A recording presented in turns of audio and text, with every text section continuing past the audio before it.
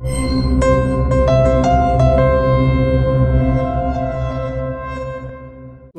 Startup Nation, and we're enthusiastic about listening about your platform, but I mean, it is interesting, and we want you to share about that, but also about the DNA of the mindset of what's going on in Israel, because we know that Silicon Valley rocks, but we also know that Israel is kicking ass online. Definitely. It's amazing. So how are you? How was your trip? My trip was okay. It's a very long flight. Just about 24 hours to get here, right? A day. Just a day. Yeah, yep. And it's very exciting. I love Mexico. You've been here before? I've been here once before. This Cancun. is my second time. Cancun. That's not Mexico. Yeah. Yeah, I'm just joking. No, I have to go to Cancun. Okay. No, but I love Mexico, and it's a really exciting scene. Great. The whole scene of high tech, of startups, is very, very exciting, and it's happening. It's happening in Israel, and we can discuss it. I have a lot to say about it. Great. Pepe, how are you? ¿Cómo estás? Muy bien, muy bien. Buenas noches, tardes. Justo quería empezar la plática por contarles que Yoav hizo su Master's Degree in Traffic en México, y le acaba de tocar su 2 horas en la mañana, 2 horas ahorita, y ahora entiende por qué es tan difícil. But there is traffic in Israel too, right? Or there is. There you go. But much less, I guess. Great. We're less people. We have less cars. Oh, that's true. Oye, Pepe, ¿cómo estás? Qué gusto tenerte por acá. Estaba hablando sobre cómo I was speaking about the history of Israel, and the Startup Nation book says that when after the World War II, there was poor people going to a new country or a reestablished country with a desert. Yeah. So practically nothing there. Yeah. Yeah. So I believe it's amazing how when there's nothing apparently, that's when you see opportunities where nobody else sees them. And in Mexico, to be honest with you, y para ser honesto con muchos de ustedes, in Mexico there is a lot of comfort economically. Right now we're in the best situation economically since ever, and I think it's good, but I think it's also dangerous. And for us to have you, to have Vocila, que Vocila abra oficinas aquí en México, seguramente en Latinoamérica, it's inspiring. You know, it's like you can generate value of something that maybe it seems that already exists, but it's something new. No, I would like to know. Me gustaría saber un poquito. Estoy pocheando un poco. I'm speaking Spanglish. No, I understand. Que nos cuentes un poco, Pepe, ¿qué onda con Vocila? Porque, a ver, let's be honest, ¿ok? Post metrics, Radiant 6, social metrics. Yo sé que hay lugar para más. Ondore, Asomo. Yeah. I know there is place for more. Sí. What's up with Vocila?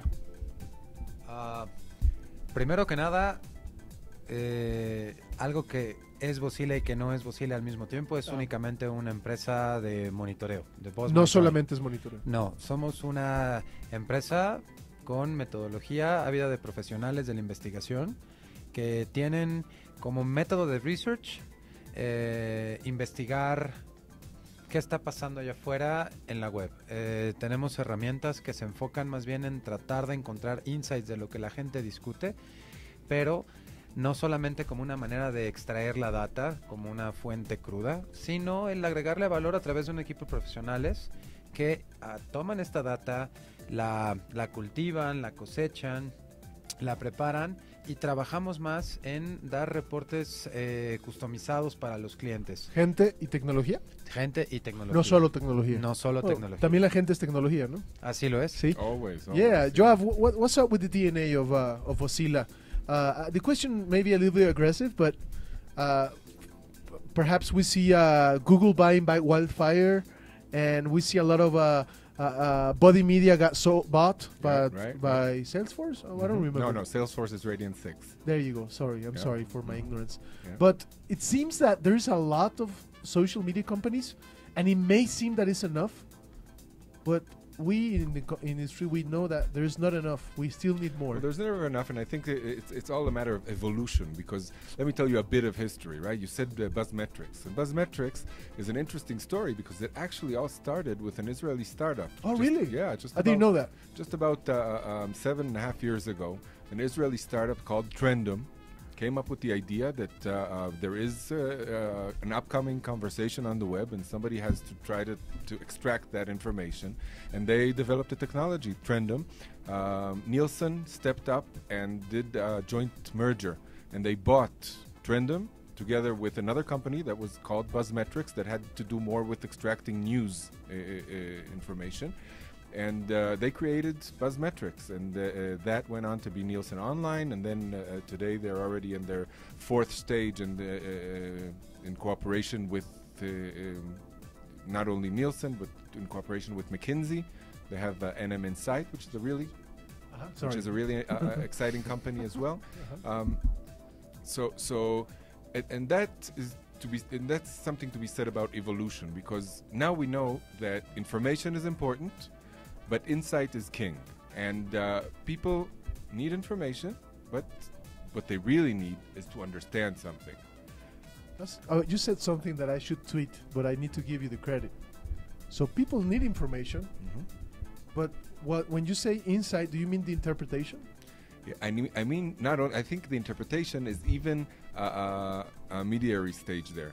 There's information, there's interpretation, and there is the aha moment. There is that moment where you understand something that you didn't understand before. You understand something that maybe other people don't understand, and that gives you the slight edge. And when it comes to business, this is what businesses need, because when we look around, we see many businesses doing practically the same thing. You know, cars look alike, yogurts look alike, bank accounts are all the same. You know, I was just reading, Joav, that options of the same thing frustrate people. People want less options. Yes, that's true. That's true. Yeah, you know, so when everything is so much the same, how do you get an edge?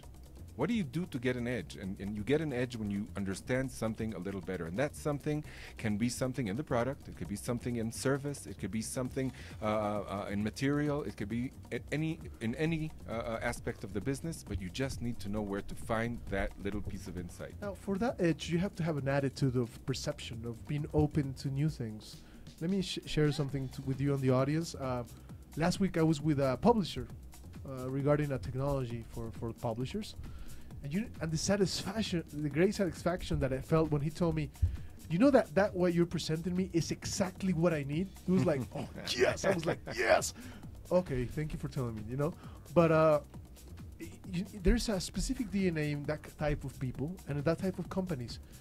I think there's a lot of companies out there that can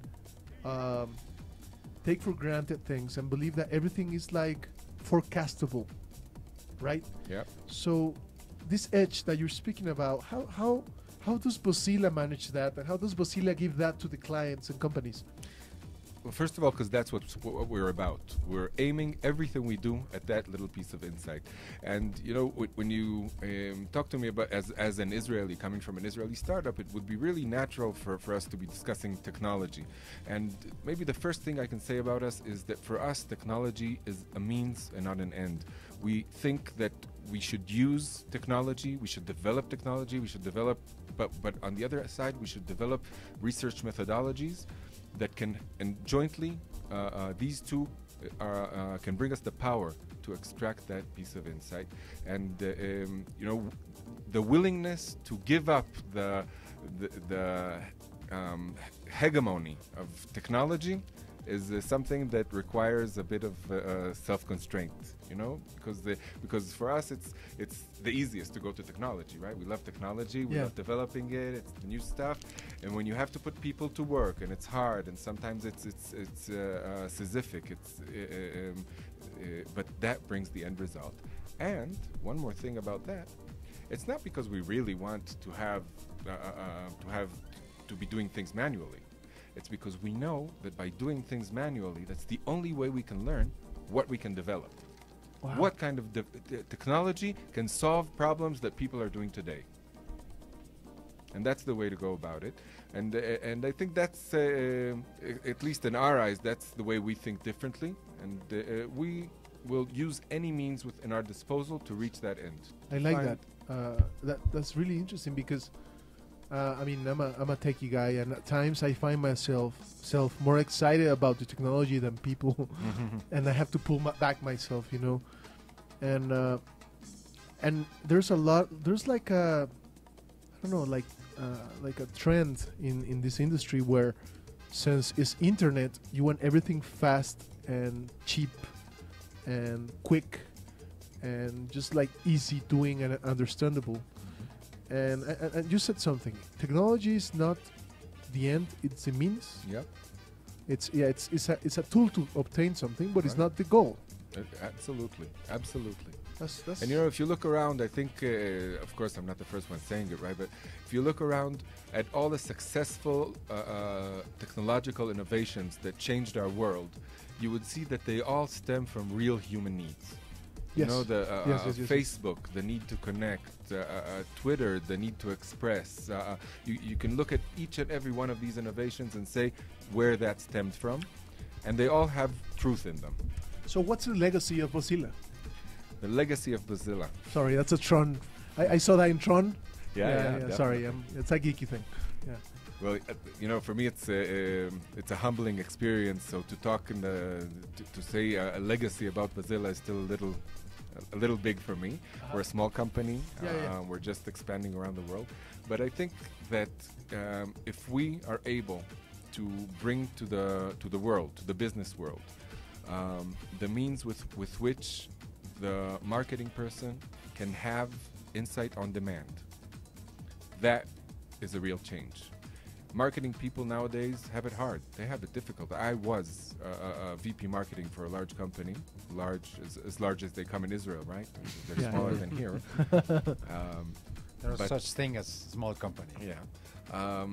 And my life was easy, right? I just thought about my campaigns. I did my campaigns. I managed my products. And marketing people today have it hard. Their reality is changing by the moment around them. They don't even have the capacity to grasp how fast it's changing. That's true. And they need the tools with which to handle this changing reality. Otherwise, they're lost.